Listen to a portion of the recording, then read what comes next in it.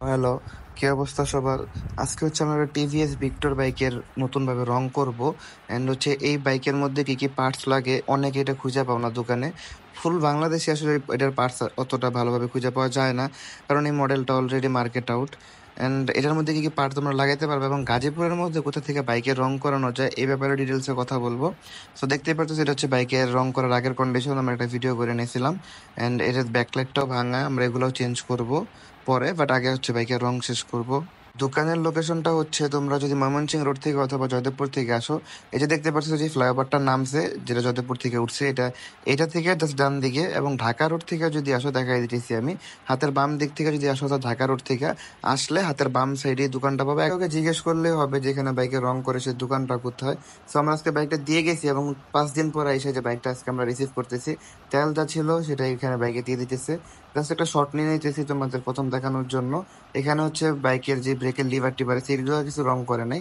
But যাই হোক, এখানে আমরা বাইকের একটা জাস্ট শর্ট নিলাম, বাট পরবর্তীতে ভালোভাবে ভিডিওতে দেখাই দিব তোমাদের বাইকের কন্ডিশনটাকে। বাট মোটামুটি আমার কাছে নতুনই লাগতেছে, তোমাদের কাছে কেমন লাগতেছে জানাবা।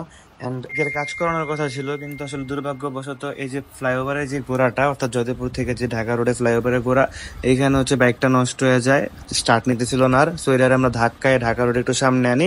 তারপর হাতের বাম সাইডে যে সুজুকির যে সার্ভিস সেন্টার, তার পাশে কিছু গ্যারেজ আছে, গ্যারেজের মধ্যে এনে ঢুকাইছি। সো বাইকের প্রবলেম স্পার্ক প্লাগ শর্ট হয়ে গেছিল বা জ্বলে গেছিল বা ক্ষয় হয়ে গেছিল, যেটাই যে বলো, দেখতেই পারতেছি ভিডিওর ক্লিপে। এটার জন্য বাইক আসলে স্টার্ট হইতেছিল না, বাট স্টার্ট হইলেও নিতেছিল না। সো এরপর আসলে আমরা ওইটা চেঞ্জ করার পর দেখলাম বাইক স্টার্ট হয়েছে। সো আমরা ব্রেক গুলো চেঞ্জ করা শুরু করলাম, সামনে পেছনে দুইটা যেহেতু ড্রাম ব্রেক, ব্রেক শো গুলো চেঞ্জ করা শুরু করলাম। এবং এটার মধ্যে RTR 2V যে বাইকটা আছে, ওইটার যে ব্রেক শো গুলো আছে ওগুলা লাগবে। এন্ড এখানে দেখতে পারতেছো যে আগের ব্রেক শো গুলা যেটা বাইকে ছিল কি অবস্থায় আছে। আসলে আমার মনে হয় কিছুই নাই। এন্ড এটা নতুন যেগুলো আমরা RTR 2V-টা লাগাইতেছি এখানে, যদিও এগুলো আসলে কপি মাল, দেখে বুঝে দিতেছি।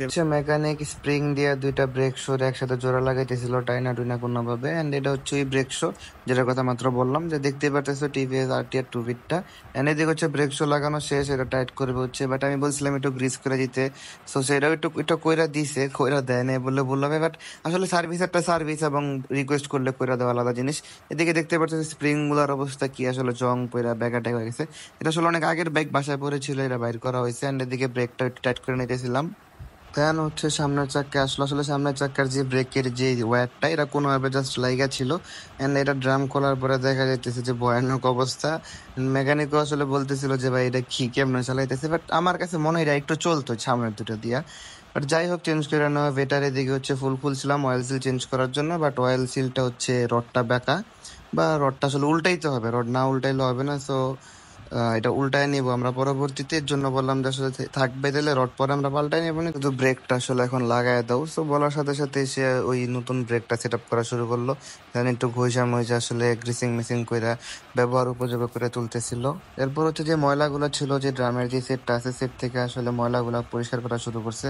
ন্যাকড়া ট্যাকড়া ঢুকে, তারপর একটা ওদের কাছে অয়েল থাকে, ওইটাতেও ধুয়ে পরিষ্কার করলো। এন্ড দেখতেই পারতেছো কি পরিমাণ ময়লা বাইরেছে নিচে, এগুলো সবই ময়লা। দেখতে পারতেছো ড্রামটার কি অবস্থা। সে মোবিল ড্রেন দেওয়া শুরু করছেন। মোবিলের যে অবস্থা ছিল আসলে কি বলবো, তোমরা নিজেরাই দেখে নাও। তো দেখতে পাচ্ছেছো কি অবস্থা। মেকানিক হাত দিয়ে বলতেছে যে আরো চালালে ইঞ্জিন সিজ হতে পারতেন। পাশাপাশি মোবিল ফিল্টারটাও চেঞ্জ করবো, বাট মোবিল ফিল্টারের যে ক্যাপ, ভাই এটা আসলে খোলা দিতেছিল না। দেন অনেক জোরাজোরি করে খোলার পরও দেখেন, এটা নর্মালি কিন্তু এটা স্প্রিং এর মতন, চাপ লাগলে একটা আইসা পড়ে, কিন্তু দেখেন এটা কিন্তু এক ফোঁটাও বাইরে আসে নাই। উল্টা এখানে আসলে জয়মা রয়েছে, হাত দিয়ে টাইনা বাইর করা লাগছে। তো আমি তোমাদের দেখাই দিচ্ছি, দেখো এই যে দেখো অবস্থা। এন্ড এটা আসলে কাট হয়েছিল, আসলে সোজা কথা এটা একটা কাট অবস্থায় ছিল। এন্ড দেন মেকানিক বলতেছিল যে ভাই কি অবস্থা, এটা কি জন্মের পরে পাল্টান নিয়ে কিছু। এন্ড এদিকে আমরা পেট্রো মোবিলটা ইউজ করব, এটা বলতেছে বাইকের জন্য নাকি ভালো হবে। এবং অয়েল ফিল্টারটাও চেঞ্জ করতেছে, দেখতে পারতেছো এটাও RTR 2B বাইকেরই। RTR 2B যে বাইকটা আছে ওইটারই মোটামুটি সব পার্সেন্টের মধ্যে লাগতেছে। সেখানে মোবিল আসলে একটু প্রথম অয়েল ফিল্টারের মধ্যে দিয়ে নিল, দেন এটা একটু ভিজায়, তারপর এটা ঢুকাই দিব ভিতরে। মোবিলটা ঢালা শুরু করলো, দেখতে পারতেছো এখানে এই ইঞ্জিনে 850 ml মোবিল লাগে। তো এখানে 850 ml তারা হাতের মাপে দিতেছিল, পাশে দেখাই যায়, দেখতে পারতেছো 850 ml। আর এটা বাইকের স্ট্যান্ডার্ড সমস্যা, স্প্রিং স্প্রিংটা ঠিক মতো কাজ করে না।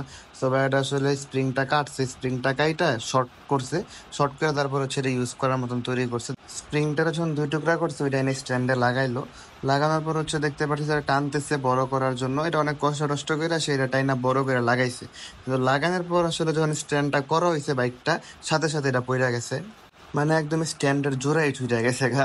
সো আসলে এটা কিছু করার ছিল না, আমরা এটা এইভাবে নিয়ে আইসা পড়ছি বাইক আইন, এটা পরবর্তীতে ঝালাই দিছি, ঝালাই দিয়ে স্ট্যান্ডের আবার লাগাইছি ওই স্প্রিং দিয়েই। সো ওই ভাইয়াটা থ্যাংক ইউ, আসলে সেই স্প্রিংটা দিছে অ্যান্ড এটা ঝালাই করার পরে কাজ হয়ে গেছে। অ্যান্ড এইদিকে হচ্ছে বাইকের ফাইনাল লুকটা দেখতেই পারতেছো, এটা হচ্ছে রং করার পরে, এটা কোনো ওয়াশ টস কিছু করা হয় না, এটাই হচ্ছে বাইকের মেন লুক যেটা রং করার পরে পাইছি আমরা। সো আজকের এই ভিডিওটা এই পর্যন্তই, ভালো লাগলে একটা লাইক দিয়ে দিও।